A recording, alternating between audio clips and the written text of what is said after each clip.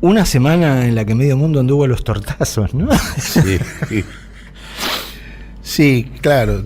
Yo empecé trabajando con el tema de los tortazos por el exabrupto de Patricia Bullrich, que es muy gracioso, digo, porque Tortazos es una milonga de Razzano y de Maroni, que es un catálogo de resentimiento masculino hacia una mujer que pretende reescribir su biografía posando de lo que no es. Y le dice: vos sos la ñata Pancracia, vendedora de empanadas en el barrio de Pompeya. A la señora que se pasea en auto convertible con tapado de piel antes de aconsejarle que se acuerda de Ramona y le abone la pensión. Y la canta Gardel, esa milonga. Y la verdad es que no pude dejar de asociarlo con la ñata Patricia. Con este episodio de Patricia Bullrich. Digo, en una época los tortazos en el cine, por ejemplo, si vos ves películas hasta la década del 60, 70, eran totalmente habituales, y la mujer que recibía el sopapo lo recibía como una demostración de amor.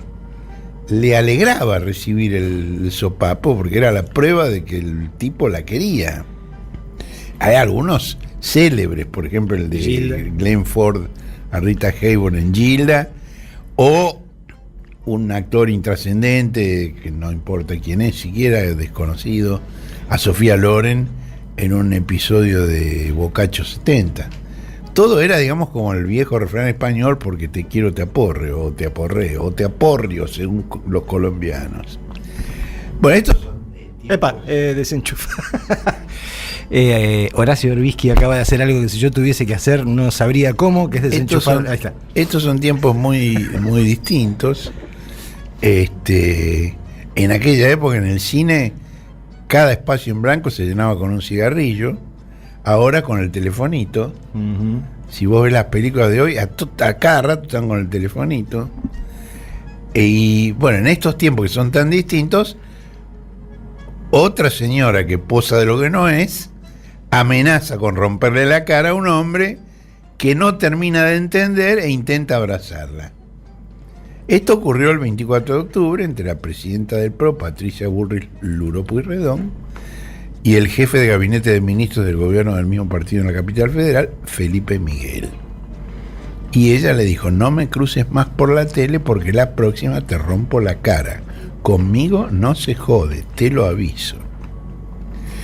Bueno, ¿qué significa esa amenaza? Bueno, esa amenaza remite a un episodio ocurrido 2 meses antes.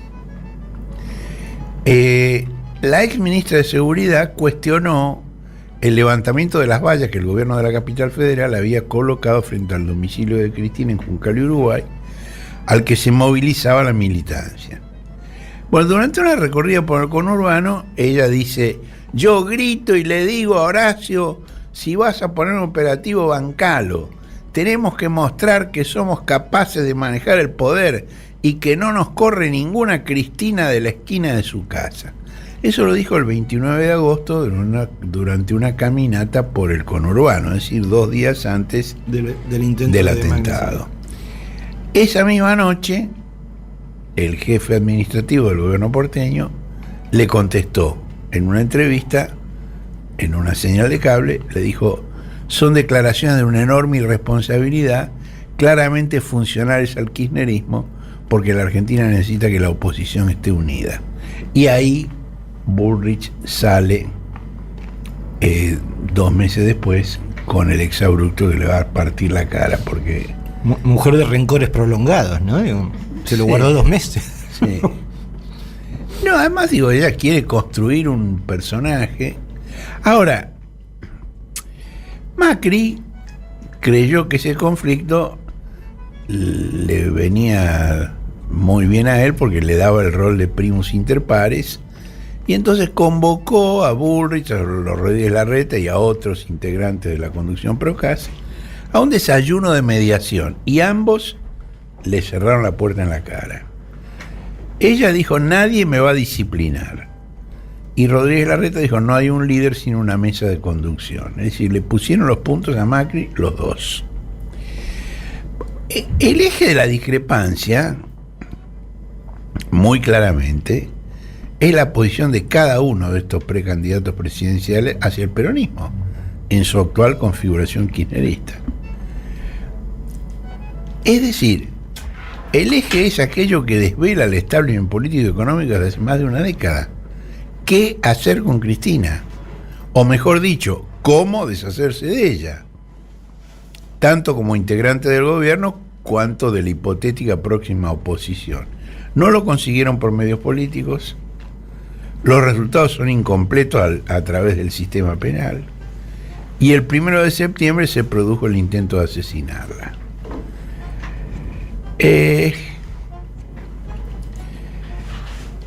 Bueno, el viernes Cristina reapareció públicamente por primera vez después del intento de asesinato, en un acto público.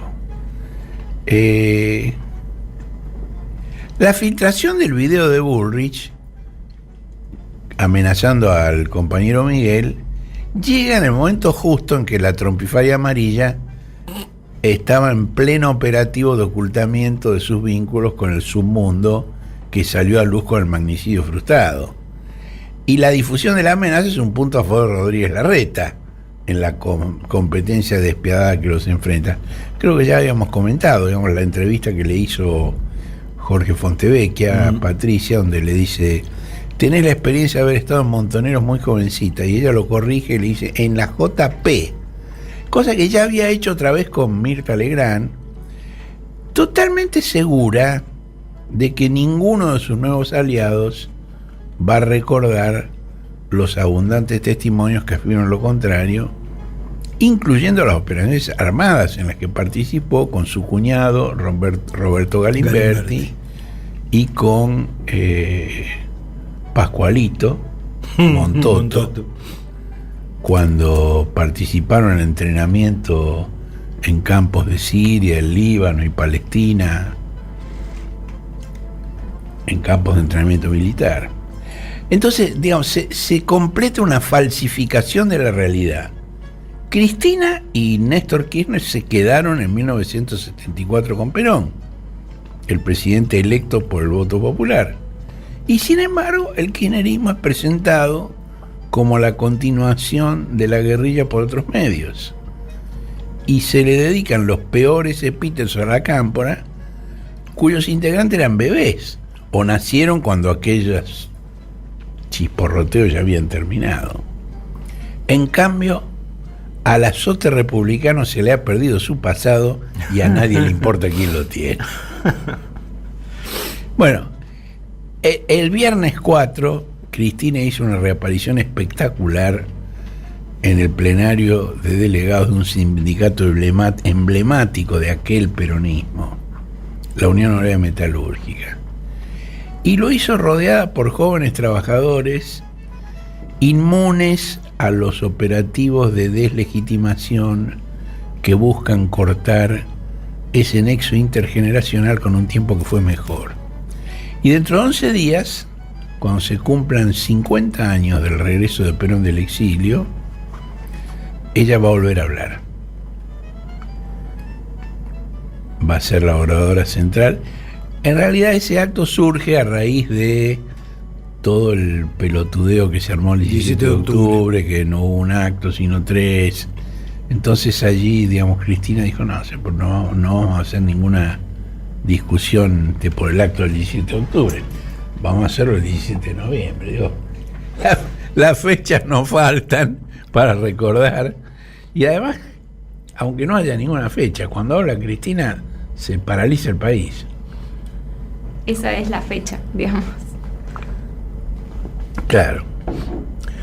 Ahora, contra lo que muchos esperaban, no criticó al gobierno de Alberto.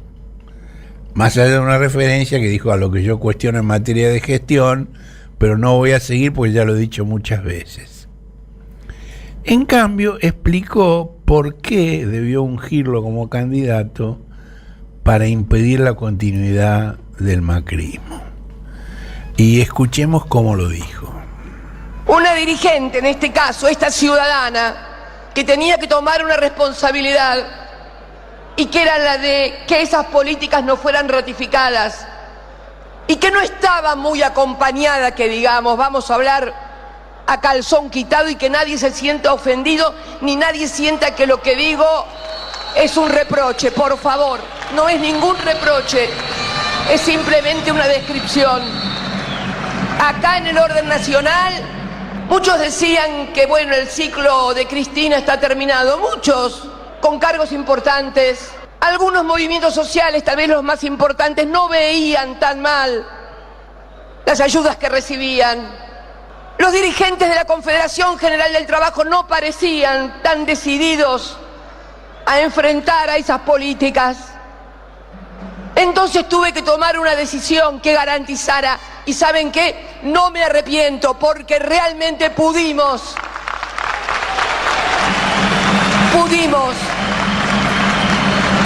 lograr el objetivo, que no era votar en contra de alguien, sino votar en contra de determinadas políticas. Nosotros no votamos en contra de nombres. También dice en ese contexto que, digamos, la situación internacional era muy distinta.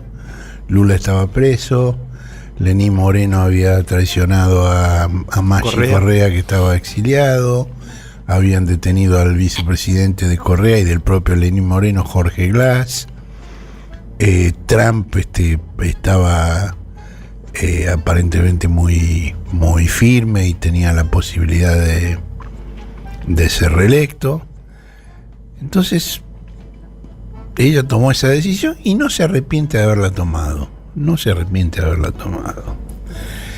De ahí, digamos, hay un salto al presente. Y el salto al presente, ella habla de el proceso electoral próximo. Salta del año 19, cuando tomó la decisión de que Alberto fuera el candidato, al año 23, cuando habrá nuevas elecciones presidenciales, y ahí hace esta definición. Saben que yo voy a hacer, como siempre, voy a hacer lo que tenga que hacer para lograr que nuestro pueblo, nuestra sociedad, pueda organizarse en un proyecto de país que vuelva a recuperar la ilusión, la fuerza y la alegría de nuestra gente. Éramos un pueblo alegre. Los recuerdo aquel 9 de diciembre del 2015 en la Plaza de Mayo, y éramos alegres. Volvamos a recuperar esa alegría que tuvimos alguna vez, la alegría de que el sueldo alcanzaba, la alegría de ir al trabajo, la alegría de saber que había futuro. Esa alegría nos la merecemos los argentinos y las argentinas. Va a hacer lo que tenga que hacer, pero no dice qué es lo que tenga que hacer. Es solamente una maestra del suspenso, porque en definitiva, sí, todos sabemos que va a hacer lo que tenga que hacer.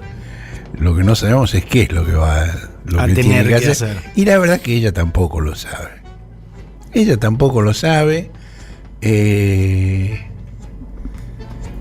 Lo dijo pocos días antes Máximo, dijo con una inflación del 6-7%.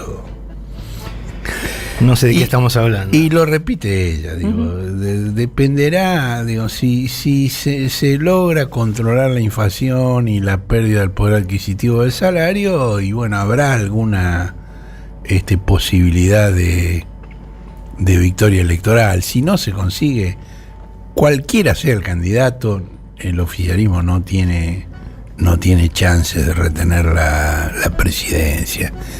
Y en este momento ponerse a especular sobre eso es perder el tiempo. Eso se sabrá en el primer trimestre, en el segundo trimestre del año que viene. No se sabrá antes de eso.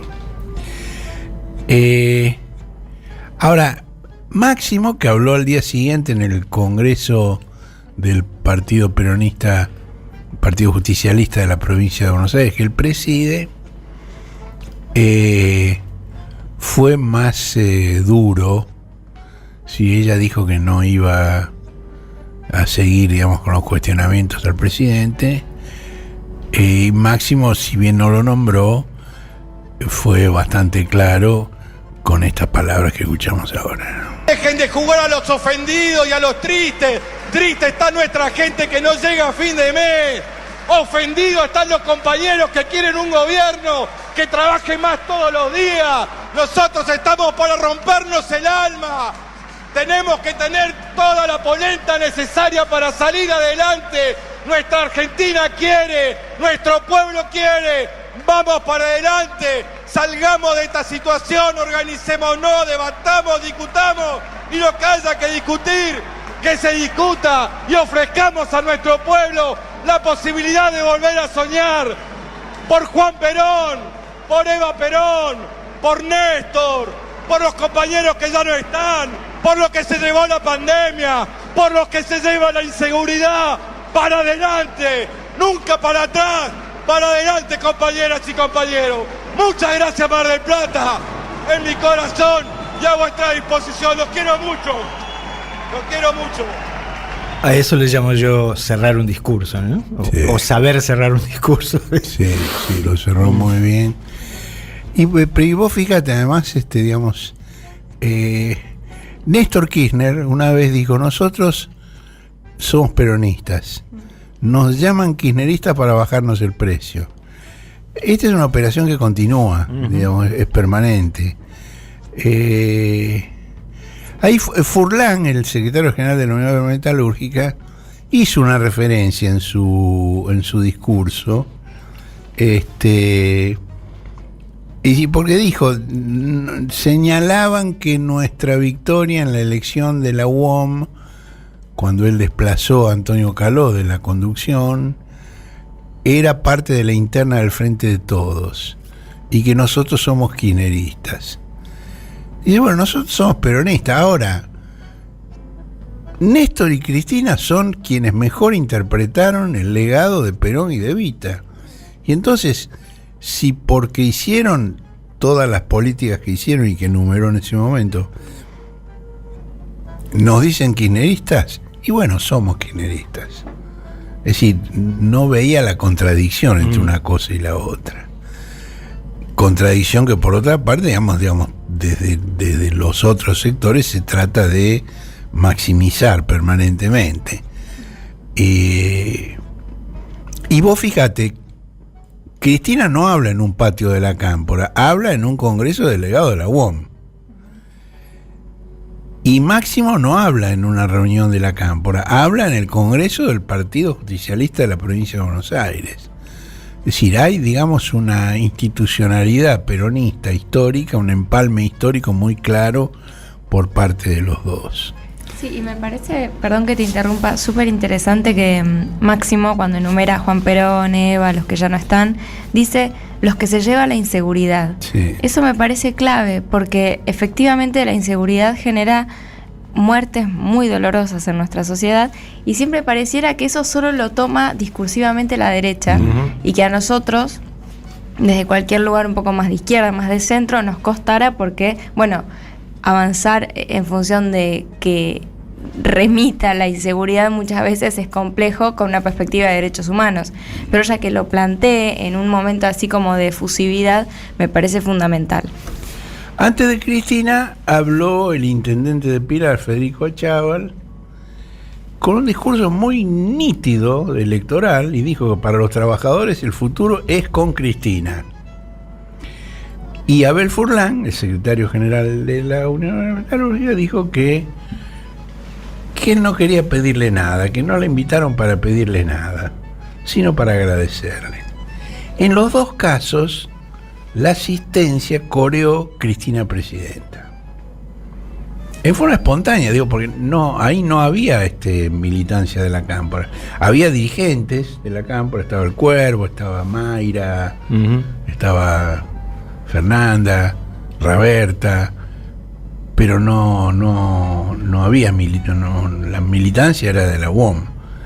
Y entre los presentes hubo dos presencias que llamaron mucho la atención. Una, el ubicuo Juan Horacio Zabaleta, intendente de Harlingen, retornado de urgencia, Y sí, Me pareció un parece. adjetivo espectacular. ¿Y qué vamos a decir? La verdad es así. Y además estaba contra lo que se había anunciado el predecesor de Furlan en la UOM, Antonio Caló. Caló fue durante muchos años secretario general de la UOM y fue desplazado a la conducción en las últimas elecciones porque tuvo una actitud muy débil ante las paritarias. Se suponía, se daba por sentado, se había afirmado que Caló no iba a asistir. Caló quedó como secretario general de la UOM de la capital de la ciudad de Buenos Aires, pero fue desplazado de la Secretaría General de la Unión. Es una unión, son 54 filiales las que tiene la Unión. Bueno, Cristina lo nombró en su discurso. Digo, veo que está Antonio Caló, y lo abuchearon los delegados de una manera impactante. Cristina pidió, no, muchachos, no, igual, lo abuchearon igual. Ahora, después de eso, las cámaras, digamos, enfocaban de tanto en tanto la asistencia, y una cosa que me llamó mucho la atención es que cuando Cristina hablaba, Caló aplaudía. Y no solo eso, sino que al salir del acto, fue entrevistado por una señal de noticias, por este muchacho, ¿cómo se llama? Mike Lin. Sí. Con Lautaro Maislin. Lo entrevistó y a todos los que salían les hizo una pregunta sobre lo que se cantó adentro, sobre la gorrita de Lula, Cristina 2023, sobre el Cristina Presidenta. Y la respuesta de Caló, para mí, ha sido el dato central de todo este acontecimiento. Escuchalo lo que dijo Antonio Caló. Eso nace del cántico Cristina 2023, que la gente cantaba cuando llegó. Bueno, eso queda en libertad de la gente, creo que Cristina se lo merece. Acá había todos chicos jóvenes de 30, 40 años, que eran todos, y dicen Cristina Presidente, bueno, te acompañaremos, Cristina Presidente. Cristina se lo merece. Son chicos jóvenes, 30, 40 años. Hay una nueva clase obrera.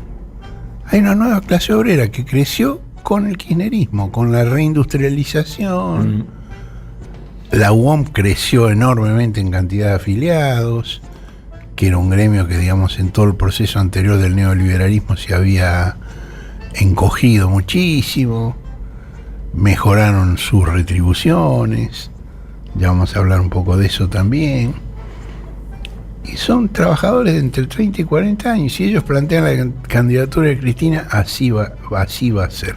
Bueno, entre los asistentes estaba Aníbal Rucci. Cristina lo había recibido 10 días atrás en el Senado, a Aníbal Rucci. Lo cual también es parte, digamos, del desmonte de las operaciones del odio. Digamos, de la idea de que Cristina es Montoneros. Digo que es una actitud muy inteligente de parte de Cristina y muy inteligente de parte del hijo de Rucci también. Digo, no podemos quedar presos del pasado. Hay un presente y hay un futuro que hay que construir, y son tantas las cosas que hay en común que está muy bien lo que están haciendo en ese sentido. Al día siguiente, en Mar del Plata, en el Congreso del Partido Justicialista, también hubo el canto Cristina Presidenta. Y otra cosa que me llamó mucho la atención, no hubo declaraciones, pero sí imágenes. Entre las personas que desde el palco aplaudían ese canto estaba Mariel Fernández. Mariel Fernández es la intendenta de Moreno y es una dirigente del Movimiento Evita. Mira. Movimiento Evita que justamente se opone, digamos, a la posibilidad de que Cristina, digamos, tenga un rol importante en el proceso electoral, y que de alguna manera el movimiento de Guita es el que está impulsando a Alberto Fernández a rebelarse contra Cristina, no porque ellos crean que Alberto Fernández tiene chance de algo electoralmente, sino porque necesitan ellos tener ese respaldo institucional y los recursos económicos que Alberto Fernández les está proporcionando para poder desafiar a una serie de intendentes del conurbano, de la primera y de la tercera, entre ellos a Fernando Espinosa en La Matanza y a Gabriel Catopodis en San Martín, entre ellos, pero no los únicos. Bueno, Mariel Fernández aplaudía. Bueno, Alberto no se privó de hacer un contrapunto. Tenemos un día. Alberto, les cuento, quiero mover el micrófono para que no me tape. Si lo filmáramos sería un éxito en TikTok. Es el equivalente de las películas de tortazos, digo, en la radio. Quiero mover el micrófono y lo agarro del contacto y lo desenchufo. El otro yo, del doctor Berbisky, me pongo el helado, quiere dejar de hablar. Me pongo el helado en la frente. Bueno, decía que Alberto no se privó de hacer su contrapunto y él también hizo una aparición pública al mismo día que Cristina, un par de horas después, junto a Evo Morales, el líder boliviano. Y la semana pasada se había tomado el avión para ir a San Pablo y abrazarse a Lula. Ahora, Cristina respeta esas actividades de Alberto. Un día antes del acto en Pilar, en una reunión en el Senado, se la escuchó decir que Alberto se ganó ese derecho al jugarse por Evo y por Lula en los momentos más difíciles. Uh-huh. Ahora, esa es una cosa. Otra cosa es que pretende instalar una candidatura a la reelección con el movimiento de Guita colgado de sus faldones. Y Cristina no perdió tiempo en ese tema. Y tampoco perdió tiempo con la discusión sobre la supresión de las PASO, aunque Sergio Massa insiste en que tiene los votos suficientes para legislarla. Y Cristina pasó por encima de ese tema, porque ella cree en el apotegma aristotélico, frigeri peronista, la única verdad es la realidad. Bueno, los eguiteros acaban de incorporar a la jefatura de gabinete como asesor al politólogo Juan Manuel Abel Medina Hijo, con la misión de un retoque gatopardista que preserve las PASO, haciéndolas obligatorias para los partidos, pero optativas para los ciudadanos. Los partidos están obligados a hacerlas, pero la gente no está obligada a ir a votar. Y acortando la distancia con las elecciones generales. ¿Por qué? Porque sin PASO esa agrupación está condenada a la irrelevancia, lo cual no supone automáticamente lo contrario. No quiere decir que con PASO sean relevantes, pero sin PASO no existen. Bueno, Abel Medina tiene un jefe directo en la jefatura de gabinete que es Fernando Navarro.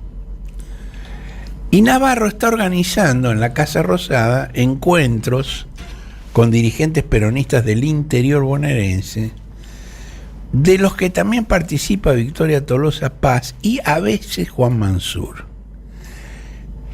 El presidente imagina que el jefe de gabinete y la ministra podrían formar su fórmula amuleto para 2023, en caso de que él no pueda. Lo cual es ya el holograma de la fantasía.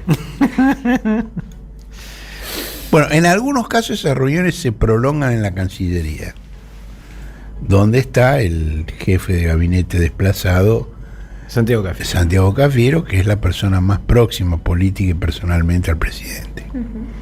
Bueno, el propósito de estas movidas es rearmar el peronismo provincial, aislando a la cámpora y reincorporando al otro hombre de Chivilcoy, Florencio Randazzo. Dios mío.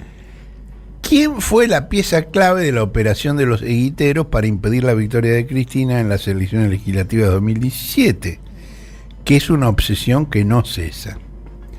Bueno, cuando cuenta todo este proyecto, el Chino Navarro dice: Alberto no es tonto. Y yo digo: Alberto no.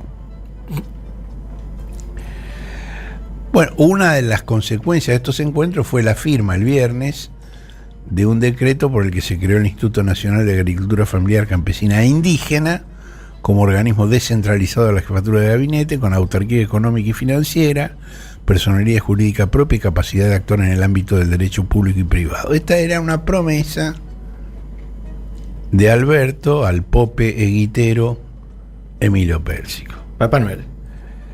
Que va a incrementar así los recursos para su aventura electoral.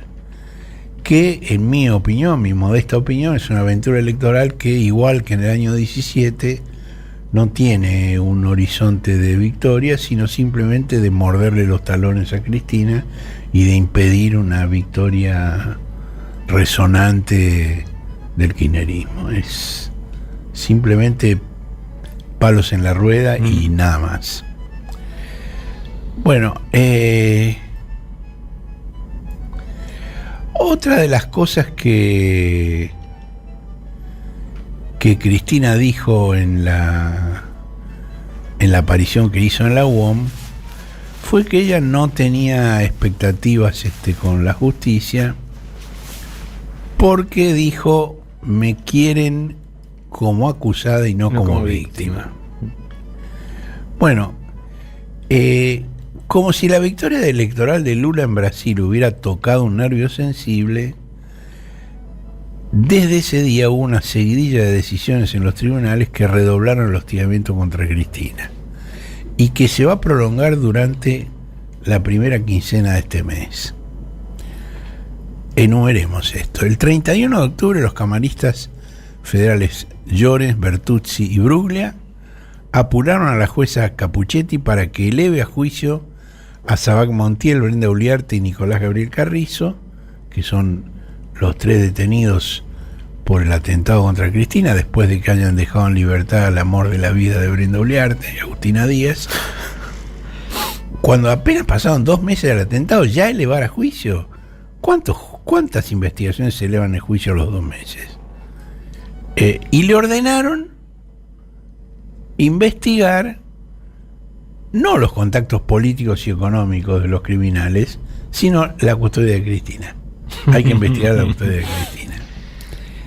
Al día siguiente, el 1 de noviembre, los mismos jueces dispusieron la libertad de los revolufederales Jonathan Morel, Leonardo Sosa, Gastón Guerra y Sabrina Basile, alegando que no hay conexión entre sus actos violentos y el atentado contra la vicepresidenta, ni hay riesgo de que entorpezcan la investigación.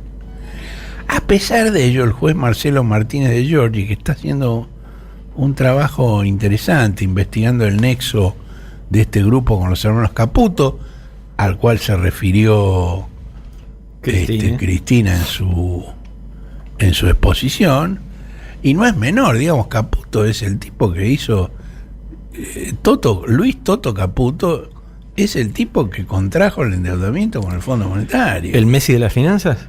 El Messi de las finanzas. Y sus hermanos están financiando al carpintero de YouTube 15 millones de pesos. Bueno, si a mí me dieran 15 palos, digo, por no hacer nada, muy indignado no estaría yo. Bueno, Cristina fue muy interesante lo que dijo. Dijo: una de las primeras constataciones es que estos indignados no era cierto. Eran gente paga, no eran indignados. No tenían motivos para estar indignados. Estaban pagados para simular eso. Bueno, a pesar de la decisión del Tribunal Superior, Martínez de Giorgi los procesó por haber agitado en la sociedad, cito textualmente, un clima de violencia cuyo acto de mayor gravedad institucional resultó ser el intento de magnicidio de la vicepresidenta. Y dijo que tampoco se puede afirmar que el plan delictivo haya finalizado, ni descartar que se vuelva a intentar, dado que el objetivo del grupo es infundir temor a futuro y alarma en las víctimas y en su entorno. Bueno, el procurador fiscal Eduardo Casal que de hace 5 años está a cargo en forma interina de la Procuración General de la Nación, le pidió a la Corte Suprema de Justicia que anule el sobreseimiento de Cristina y de Axel en la causa del dólar futuro. Interino eterno. El juez federal Julián Ercolini rechazó el pedido del empresario Armando Lozón de que se anule la prueba utilizada en su contra en la causa de los cuadernos Fénix, pese al peritaje de la Policía Federal y pese al testimonio del jefe de la División Escopometría de la Policía Federal, comisario Alejandro Cintofanti, de que los cuadernos en que se menciona a Lozón, presidente de la empresa Albanesi, fueron escritos de corrido, como al dictado, están plagados de alteraciones y muestran la escritura de 4 manos distintas. A pesar de eso, Ercolini dice que no va a anular el procesamiento. A pedido del fiscal Eduardo Tayano, los peritos de la Corte Suprema van a investigar el patrimonio de Máximo Kirchner. El 8 de noviembre, la Sala 1 de la Cámara Federal de Casación Penal, Diego Barroetaveña, Ana María Figueroa y Daniel Petrone, que se ha declarado públicamente amigo íntimo de Germán Garabano, van a realizar una audiencia preliminar antes de decidir si confirman el sobreseimiento de Cristina en la causa por el memorándum con Irán. Al día siguiente, el 9 de noviembre, la misma sala va a hacer el mismo procedimiento en la causa en la que Cristina y sus hijos, Máximo y Florencia, fueron sobreseídos por los cargos de lavado de dinero en las causas Los Sauces y Otesur. Y el 14 de noviembre, el Tribunal Oral Federal Liverpool va a permitir que el fiscal Diego Luciani amplíe los cargos en la causa vialidad, a pesar de la oposición de las defensas de todos los imputados, que dijeron que él ya había dicho todo lo que tenía para decir y que no le toca volver a hablar. Bueno, esta seguidilla impresionante, son 8 episodios judiciales, tiende a repetir la agresión del juez Glock, que en una sola jornada indagó a la vicepresidenta en 8 expedientes, como de costumbre sincronizado con el calendario político electoral. A Cristina dice, me quieren como acusada, y esta es la prueba, y no como víctima. Bueno, no la quieren como víctima, es cierto. La querella de Cristina contra Gerardo Milman pidió que se investigue al ex secretario de Seguridad y a sus asistentes, las hermanas Carolina y Daniela Gómez Mónaco, a quienes denunció por enriquecimiento ilícito y lavado de dinero.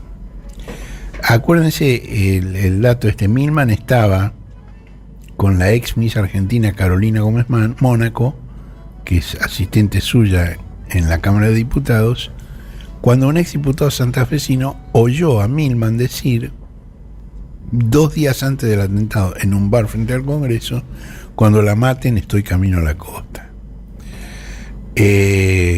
Gómez Mónaco y otra asistente de Milman, que estaban también allí, dijeron que no, que hacía mucho tiempo que no iban a ese bar, que no era cierto. Pero Rodríguez Larreta había suministrado la filmación de las cámaras de seguridad de la zona y se vio claramente cómo Milman y las 2 chicas bajaban de un auto y entraban al bar a la hora en que decía el exdiputado santafesino. Y además hay cámaras dentro del boliche también, y también las cámaras muestran que estaban todos ellos en mesas contiguas. Bueno, en agosto, acuérdense, Milman había presentado un proyecto de resolución en el que anticipaba que se iba a producir un falso atentado contra Cristina. Las Gómez Mónaco son hijas y nietas de policías. Pero ese es el único antecedente por el que Bullrich y Milman las designaron en la Dirección de Inteligencia Criminal durante el gobierno de Macri. Carolina estaba a cargo de la Escuela de Inteligencia contra el Delito de la DINICRI, y Daniela administraba los fondos reservados. Bueno, los abogados de Cristina, Marcos Aldazábal y José Manuel Ubeira, afirman que con esos fondos reservados esta gente creó una sociedad que se llama Luxa Estética, en sociedad con Fernando Daga, ¿Se acuerdan de la serie Suburra? No la vi. Ah, ¿no la ¿Cuál es viste? la conexión? No, tenés que verla. Es una serie fantástica italiana sobre la mafia romana, donde hay bandas enfrentadas de la mafia, y hay una que es de gitanos, cuyo principal personaje se llama Daga, justamente. Se llama Daga porque usa una daga, ¿no? No pude dejar de asociar. No sé si este socio de las Gómez Mónaco se llama realmente Fernando Daga o es un seudónimo, ¿no? Pero también en la misma dirección crearon un centro de fitness y danza que se llama Top Studio Obelisco. Al que muy claramente Gerardo Milman no asiste, digo, ¿no? No parecen. Bueno, allí Carolina Gómez Mónaco está asociada con una influencer que se llama María Brué, que se identifica como Mariale Top. Este es el eslabón que más interesa a la querella, porque Mariale Top, o María Rué, es la panelista de Crónica TV que invitó a Brenda Uliarte cuando aún simulaba ser una vendedora de copitos que aborrecía los planes sociales. Yo hablé con directivos de Crónica TV que están desconcertados por el episodio porque dicen que Mariale Top es una panelista de algunos programas de fin de semana en temas que no tienen nada que ver con la política.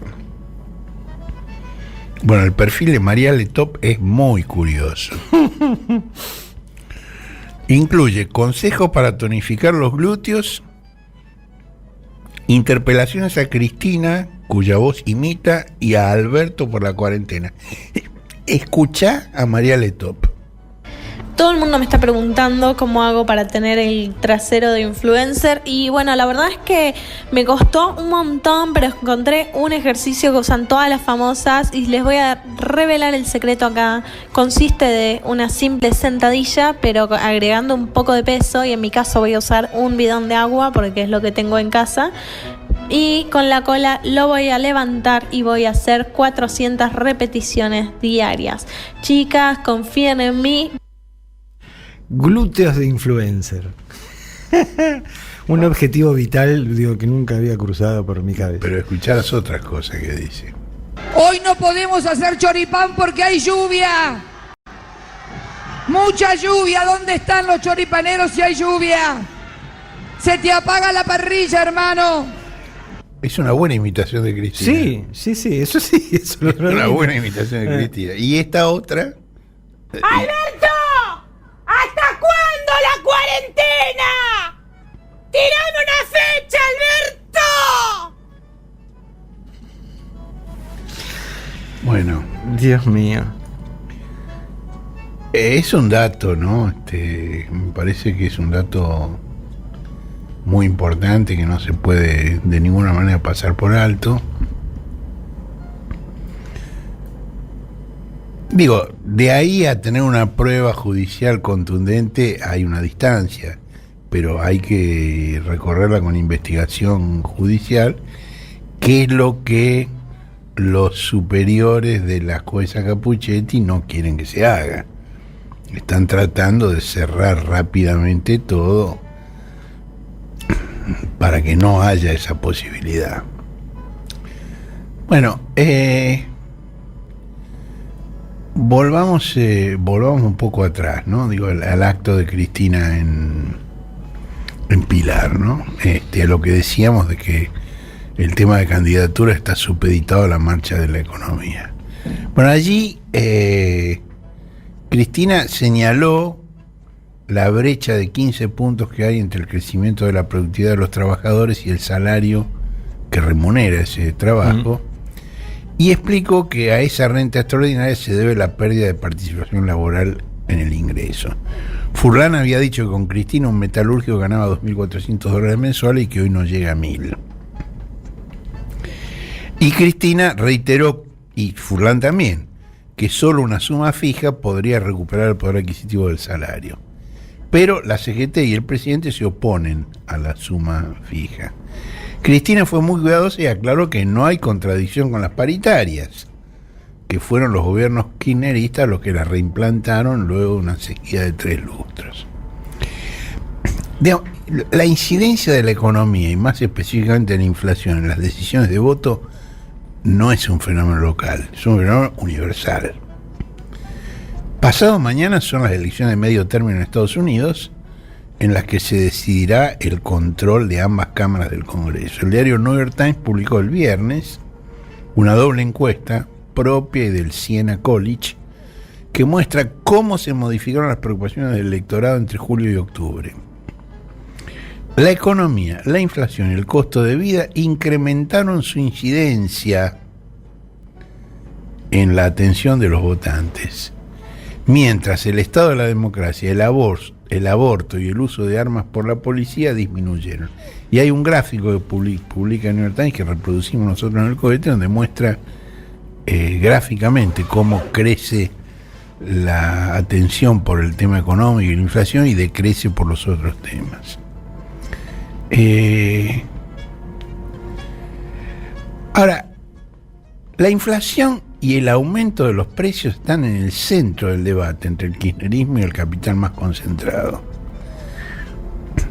El miércoles, el abogado especialista en descomer trabajadores que preside la Unión Industrial y la coordinadora de Industria de Productos Alimenticios, COPAL, preguntó: ¿cómo congelo el precio de un producto con los costos que suben entre un 7 a un 8% mensual? Bueno, esta afirmación de Daniel Funes de Rioja fue contrastada por el Centro de Economía Política, CEPA, que está haciendo un trabajo realmente excelente.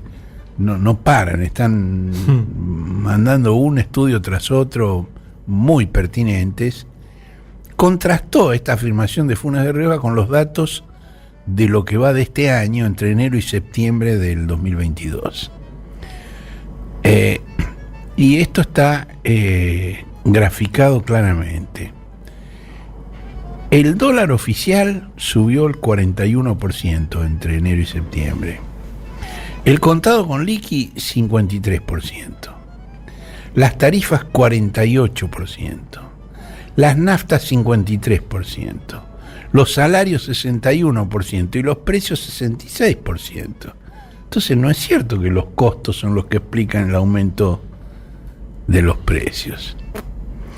Y esto significa que la brecha entre estos rubros y la inflación es del 15% con el dólar oficial, del 15% con el contado con liqui, del 11% con las tarifas, del 12% con las naftas y del 3% con los salarios. Entonces, cuando se señalan estas cosas, el sector empresarial dice: no, bueno, el problema son las expectativas relacionadas con la evolución de la macro. Y dice que la remarcación fuerte que se produjo en julio se explicaba por la cobertura en contado con liqui. Ahora, en julio fue así, pero en agosto, septiembre y octubre las expectativas al respecto cambiaron totalmente, pero los precios siguieron en ascenso sin inmutarse por la mejora de las expectativas.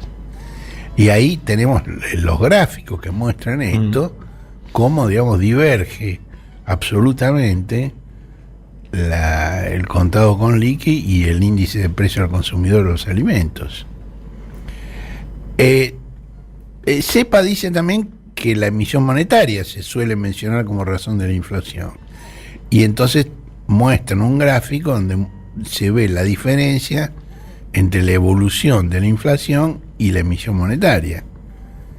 Digamos, lo que se llama el M2, que es monedas, billetes y depósitos a la vista, creció entre diciembre del año pasado y septiembre de este año el 36%.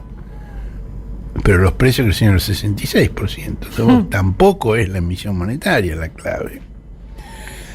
Bueno, para afinar ese análisis, el estudio del centro que dirigen Hernán Lexter y Julia Estrada puso la atención en los precios de productos de consumo masivo producidos en mercados de alta concentración y los volcó en sendos gráficos.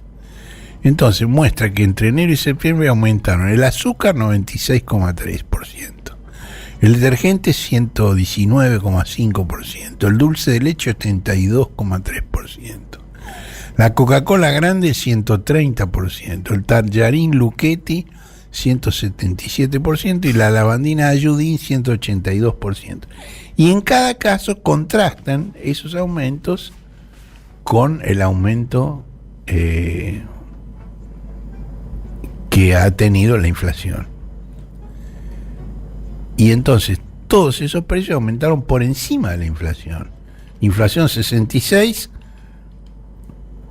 azúcar 96.